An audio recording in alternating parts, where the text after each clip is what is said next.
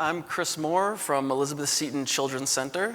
I'm in Yonkers, New York, and my action learning project is Young Adults, a Continuity of Home. So for most of you here tonight, your journeys with your residents begins in the second half of their lives. Mine begins a little bit earlier. We have a 169-bed facility where we care for some of the most medically complex children in the country.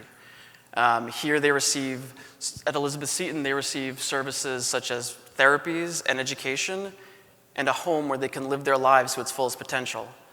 For many of our residents, our home is the only home they've ever known.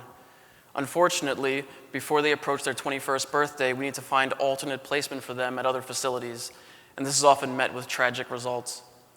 7 years ago, I met a 17-year-old young man who suffered from a rare genetic condition called Marshall-Smith syndrome, which left him with the cognitive abilities of a toddler. He required a tracheostomy for breathing, a G-tube for feeding, and CPAP at night for ventilation, and yet despite these limitations, he thrived. He played, he attended school, he learned to walk with assistive devices, and he was even crowned prom king. But most importantly, he was loved. But after 20 years at our facility, he was discharged shortly after his 20th birthday, and 2 months later, we learned of his passing. Over the next year, we heard the story play out multiple times as we discharged our older residents, only to hear of their passing in the months ensuing. When we looked ahead, we realized that 1/3 of our residents would age out by the year 2024, and we decided that now was the time to act. So my vision is this: to extend the care, support, and services that we provide to our children beyond the age of 21.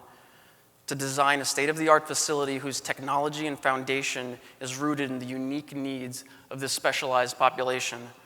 To develop innovative programming that rejects limitations and seeks to explore the full potential of our young adults, and to create a model that can be used across the country to serve those with similar needs.